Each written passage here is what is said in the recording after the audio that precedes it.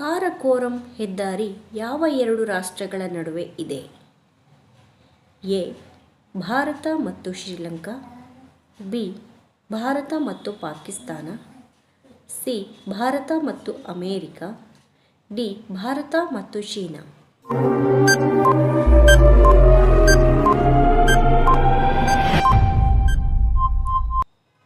ಉತ್ತರ ಭಾರತ ಮತ್ತು ಪಾಕಿಸ್ತಾನ.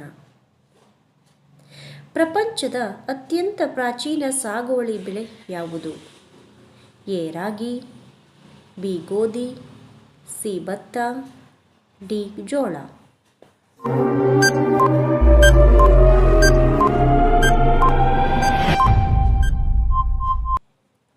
ಉತ್ತರ ಭತ್ತ.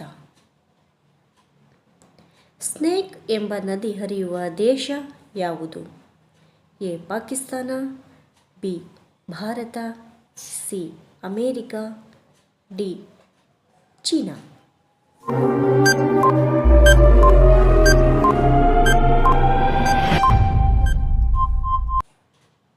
ಉತ್ತರ ಅಮೇರಿಕ. ಬಿಯರನ್ನು ಅತಿ ಹೆಚ್ಚು ಉತ್ಪಾದಿಸುವ ದೇಶ? A. Bharat Singapore, B. Dubai ಮತ್ತು ಇಂಗ್ಲೆಂಡ್, ಸಿ. ಅಮೇರಿಕ ಮತ್ತು ಜರ್ಮನಿ, ಡಿ. ಚೀನಾ ಮತ್ತು Canada.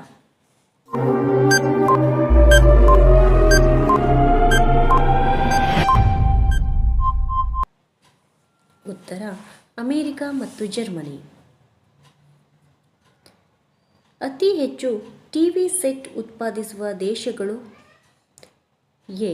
China, B. America, C. Japan, D. Germany.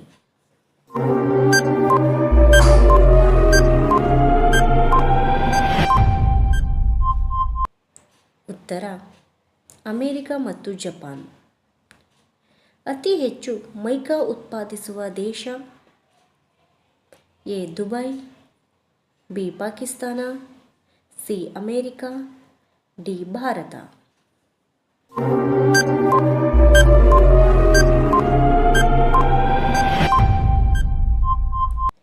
ಉತ್ತರ ಭಾರತ. ಪ್ರಪಂಚದಲ್ಲಿಯೇ ಅತಿ ಹೆಚ್ಚು ರೈಲು ಸಂಪರ್ಕ ಹೊಂದಿದ ದೇಶ? ಎ.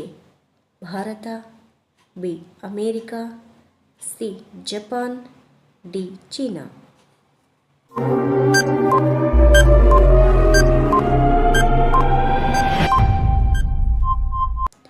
ಉತ್ತರ ಭಾರತ. ಪ್ರತಿದಿನ ಇದನ್ನು 1 ಚಮಚ ತಿಂದರೆ ಜ್ಞಾಪಕ ಶಕ್ತಿ ಹೆಚ್ಚುತ್ತದೆ. ಎ. ಹೆಸರುಕಾಳು, ಬಿ.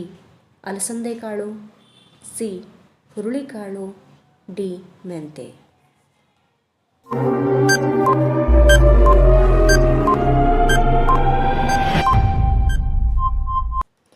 ಉತ್ತರ ಅಲಸಂದೆಕಾಳು.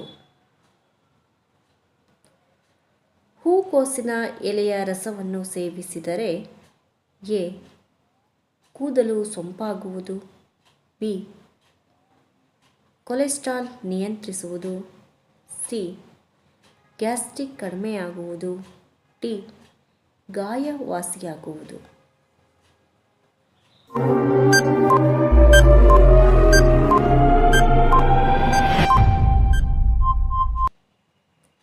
ಉತ್ತರ ಕೂದಲು ಸೊಂಪಾಗುವುದು.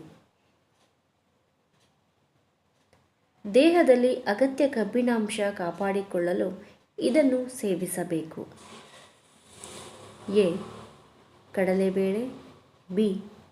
ಹೆಸರುಬೇಳೆ, ಸಿ. ತೊಗರಿಬೇಳೆ, ಡಿ. ಉದ್ದಿನಬೇಳೆ.